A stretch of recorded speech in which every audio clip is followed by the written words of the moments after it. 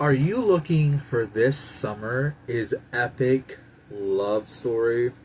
What if I told you that just might be the newest MM novel by W.H.Lockwood and Tj Rose? A little book called Deathball. Today I will first be giving you a little information about Deathball and then my honest opinion on what I think of this book. And the characters, the setting, the plot, all that. So first off, Deathball is an action-packed, romance, very heated, enemies to lovers book, which takes place in a world that has been destroyed by, you probably guessed it, people, because we kind of suck at not destroying our own planet and post-apocalyptic books. So, this book follows Robin, a young man from a coastal island that is, taken from his home when his homeland is invaded by the citadel known as Victoria. He's taken to Victoria, where he's put into the Deathball matches, the Deathball game. A very twisted, evil, wicked game where players enter an arena which is constantly changing.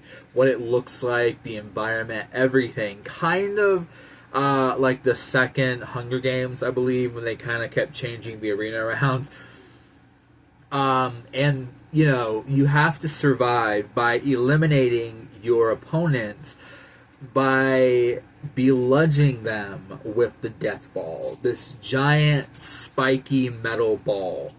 It's terrifying. And the people of Victoria love it. They think that the people fighting are from Victoria and they're fighting to show the honor and strength and pride of Victoria. Again, kind of like the Hunger Games. But in truth, these are people who were forced into it by Victoria. Now, again, the book follows Robin, but it also follows Marco, the Deathball captain, who is distant, kind of cold. He survived so many seasons of Deathball, and at the end of this season, if he survives as the champion, Marco gets his freedom. And that's all good. He wants to go back to his homeland, forget this bloodshed, forget this horrible event of his life.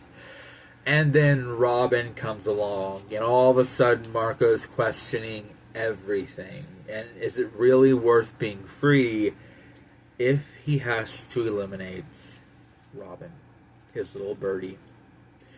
Alright, so that's the story. Now for my honest opinion on this book, what I liked, what I didn't like. So first of all, I love the plot. The plot is very action-packed. I have not really read a MM romance novel that is good at balancing romance, heat, and action. Typically, one of the three kind of falters against the main one, with one being the highest on the list, the second being kind of low, and then the third and dead last. But this book really delivers these three interlacing elements together so well. And the plot is the pushing point of this. I really enjoyed the fact that this all kind of revolves around this twisted, wicked, evil game. Kind of like the Hunger Games, or think, if you're a historian or a history buff, you can kind of think of the Roman Colosseum during the era of Caesar and the other leaders of Rome, I suppose. Feeding the Christians and the other people to the lions and the gladiator fights and all this stuff. It's kind of like that. And I love that the plot doesn't shift away from the main focus. The main focus is Robin surviving and Marco getting to leave, him surviving as well. It just adds to it as you go on. And I love that it never really takes away from the plot. It never kind of backtracks and says, oh no, this isn't how it is, because I have read books. I also read manga. I read manga where they've done that. They kind of go back and they're like, oh no, that wasn't said, or they completely forget about it. And in books, it's a little more jarring. But I have read books that have done that. And luckily, Deathball doesn't do that. The plot is very solid, and I was really impressed. I have never read a book that is co-written by two authors, and I really think W.H.Lockwood, is the first author, and Tj Rose both did a fantastic job with this book. I also want to talk about the fact that, yes, I've only read one book each. I've read, as far as I can remember, I've read a Tj Rose book, which was Red Riding Hood, the grim dark fairy tale retelling series. And I have read, I believe, oh gosh, I want to say it was Cinder. It was either Cinder or, yeah, it has to be Cinder, by W.H. Lockwood. No, I'm sorry. I think W.H. Lockwood did Hansel and Gretel. I'm pretty sure it's Hansel and Gretel. And, but anyway, I've read a book each by both authors, and while I can't say with complete assuredness that this is the best book they've ever written, it's the best book I've read this year. I really think this book is worthy of being the book of the summer when it comes to romance, because it's just that good. It's that amazing. And right now, it is high on the list of number one for adult romance for me, honestly, for the whole year. Now, the characters. I loved Robin. I loved Marco. Their chemistry could not be any more shaky and very insecure and unbalanced at the beginning. I've never read an enemies to lovers book that is so in your face with that hate for each other. Which, mind you, admittedly, I haven't read that many, if any, enemies to lovers. I actually think this is my first true enemies to lovers. I think the closest I've gotten has to have been Red Riding Hood or Zell, which Zell was written by Amanda Mewison. I think it has to be those two books. It's the closest I've gotten to enemies to lovers. Which I'm currently reading a book that has a similar trope, but this one is the better of the two. Trust me, at first, Robin and Marco cannot stand each other. Robin hates Marco's guts. He is this worthless, annoying, sadistic man that thinks he's tough cookie. And let me tell you, Robin is not into it. He is not up for it. He wants to knock Marco's teeth down his throat. He is not having this at all. And Marco sees a nuisance. He sees a person who is going to get in his way, and he has to constantly remind himself at first, at the end of this, most of these people are going to be unalive. They're going to be dead. And, Marco has to be the victor. He has to be the one to win this. And it's interesting to see how their relationship kind of blossoms, because honestly, for the longest time in the book, they hate each other.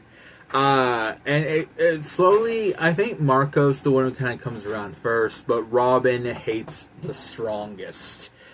But all in all, both characters have something that motivates them. They both want to get back to their homeland, for their family.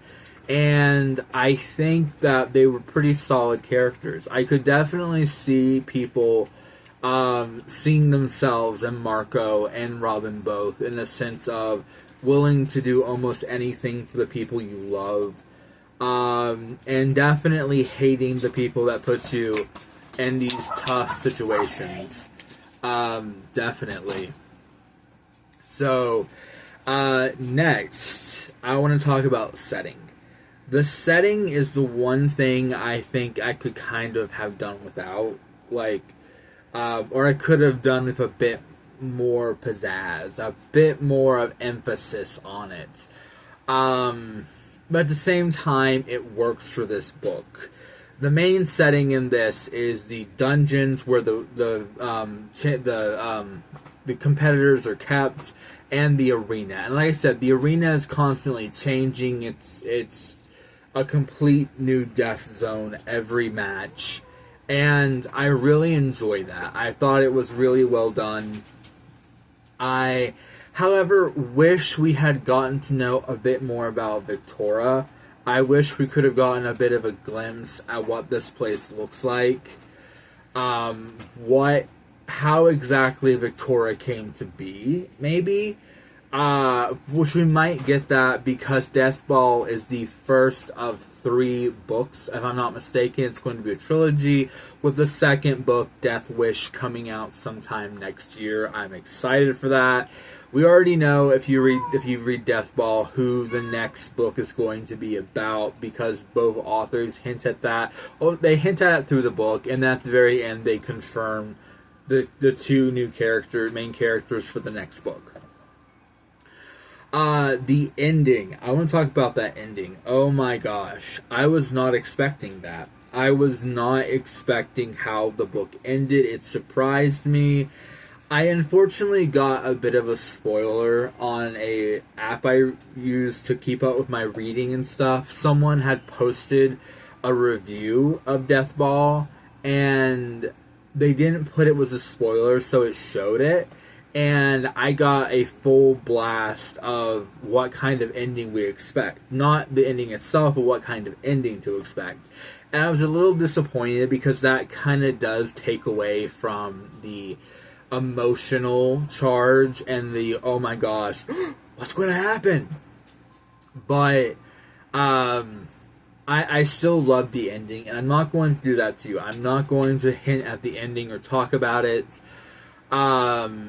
But I really enjoyed it, and I still, I was on the edge of my seat from beginning to end with this book. It was so good and heart-pounding, because the next topic, the action. Now, I said earlier in this video that the action was really good, that it, was balanced perfectly with the heat and with the romance. I have never read a romance book that has actually involved such deep action. The Deathball rounds are not just happening in the background.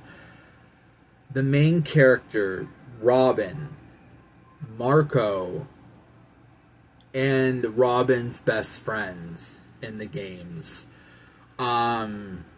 they both, or all 3 of them, their matches are detailed. Their matches take place on the page. We actually get to experience the matches through them. Through Robin and Marco. Unfortunately, Robin's friend does not have a pop in this book, which makes sense though, because the book is about Marco and Robin. But we do get to see their matches, and it doesn't, they don't, the 2 authors aren't like, oh, here's a little detail, that's it folks, bye-bye. No, they literally let us have it with this action, these fights. I will say, if you're not into really bloody situations, you might not like this book because these parts are in it. You might be able to skip them, but you're kind of missing a key concept that makes Deathball, the book, so enamoring, so wonderful, and so eye-catching with the reading. So I wouldn't recommend skipping those parts unless you absolutely don't want to. But yeah, they can get kind of detailed. If I had to compare it, I would say it's comparable to an action movie that's kind of more on the violent side. It's not like a horror movie. You're not going to get this horrifically graphic thing. Like, don't think Saw, the horror movie franchise Saw. Don't think that. That is not happening. That is not this book. I don't think that would ever be in a romance book, and if so, I don't think people would really be looking to read it. But no, this book has action, but it's not anything really gross or nitty gritty, but it does have detail that you might find upsetting or a little disgusting. So, read at your own risk, or your own, your own discretion. That's the word, your own discretion. So, all in all, I think Deathball was an interesting read. Obviously, I have to personally give it 5 out of 5 Rainbow Hearts. I loved this book. It was so good. And I think it really is a good book to read during the month of June, which is Pride Month here in the U.S. Because it kind of shows off how passion can lead to fierce strength, and how, where a lot of people in the LGBTQ plus community are considered weak, this book kind of showcases to readers, hey, that's not true. That is not true. Look at these two characters. They're not weak. Far from it. But yeah, I think this is a perfect book to read, and not just in the month of June, but all year round. It came out last month, so I'm a little late on reviewing it, a little late on finishing it. I actually finished it about a week or two ago, and my mind's been buzzing with that book ever since, and I just didn't know how to do this review, or this book recommendation, sorry. And now I do, and I'm doing it, so yay. If you enjoy romance with heat, the heat in this book, oh my gosh. If you're not big on a lot of heat, get out of the kitchen. This dish is not for you. This book is not for you. And that's another thing. I think Tj Rose and W.H.Lockwood know how to bring the heat. They know how to bring the passion. They know how to bring the action. And them working together is such an amazing treat, I think. It's so amazing. I'm pretty sure W.H.Lockwood is the one who did Hansel and Gerhardt. And that was kind of dark and gory of a book. So the two of them together make an amazing pair of co-authors, and I cannot wait till next year. There is no release date, there is no day, month, nothing like that. Just 2027 so far. That's all we know is it's coming out next year. But before Death Wish comes out, I highly recommend reading this book. And if you're watching this book recommendation after Death Wish has come out, or even the third book in the series, and you're kind of on the edge still of, should I even read the first book? Yes, I beg you, read this book. It is so amazing. I absolutely loved it. And again, like right now, I think it's going to be my favorite adult MN book of the year. Well, that's it for this video. But real quick, let me know in the comments below. Is this a book you want to read? Are you considering it? Are you hooked on it now and are definitely going to pick it up? Or have you already read this book? And if you have, did you like it? Did you enjoy it? Did you think it was kind of meh? Or, did you hate it? Let me know the answer to any of those questions down below in the comments. But please be respectful of other people's views and opinions. I don't want a war zone in the comments section. And I want everyone to feel safe to express their own feelings on the book. But please, please, please, no spoilers for those who have not read the book. I'll see you guys next time. Happy Pride Month. Stay safe. Keep reading. And never stop, well, reading, I guess. Bye, everyone.